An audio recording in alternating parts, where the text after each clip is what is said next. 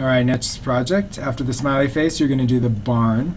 So again, we'll open up CAD Standard, and I've kind of already started, but we're not going to do this. Okay, what I want to show you is down here, it defaults to absolute coordinates being off. There is no checkbox here.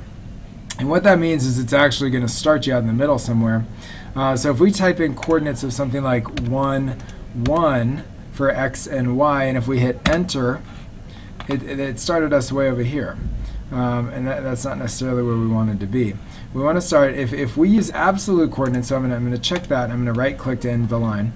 I'm going to say that we're in absolute coordinates. That absolute coordinates means your position is based off of the 0, 0. So if you put in an x and y coordinate, those x and y coordinates are based off the 0, 0. Versus relative, if we uncheck this, relative coordinates are based off of wherever you were. So if you happen to be at this point, and the coordinates typed in were 1 for the x and 1 for the y, it would go over 1 and up 1, and it would go to this point. It's relative to the starting point, not to the actual origin. So we're going to start with absolute, just so you can see what that looks like. And we're going to use, let's go ahead and let's just use line for this, just for the practice. And let's say we want to start at position 1, 1 for the x and y, and if I hit enter, it now brings my line there. Now, I want it to come up 3 inches. So I could say, well, I know my x-axis isn't going to change, but my y-axis is going to go to 4, because I want a total increase of 3. So I'm going to hit enter, and it made that. Now watch this. If I take off absolute, I can just do this without having to use absolute coordinates. I'm going to make this 3 inches wide. So I'm going to say I want it to go over 3 on the x and do nothing on the y. And then I want it to come down to nothing on the x. I want it to come down 3 on the y. That's relative because it's a -3 movement. And next I'm going to say I want it to go -3 on the x and do nothing on the y. And we get something that looks like that. All right, and then I'm going to right click to end that line, and I'm going to get a new line. Now for what we're doing here, I'm going to have it actually snap to the grid.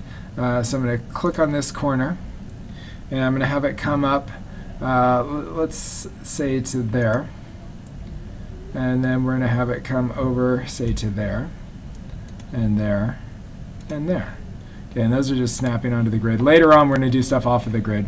I'm going to do a rectangle. Rectangles, the way they work is you define the start point and the end point. So I'm going to say I want it to start at that point, and I want it to come down, and yeah, let's go ahead and have it be right there. Now I'm going to go to line, and I'm going to connect a few things. I'm going to tell it I want a line from that intersection to that intersection, and from this intersection to here. But watch this. If they weren't on points, I would have to use one of these up here. And so maybe I'll say I'm going to do a new line, and I'm going to tell it to go from the end of one line. So I can just click on this line. It's going to choose the end closest to that line to the end closest to this line. So it finds the end for me. And that becomes in handy, for example, right now, where there's an intersection right here that's not on a point. I would not otherwise be able to find that. So I'm going to say I want it to go, here's the intersection, snap to intersection. I'm going to say the intersection between this line, and it picked that intersection.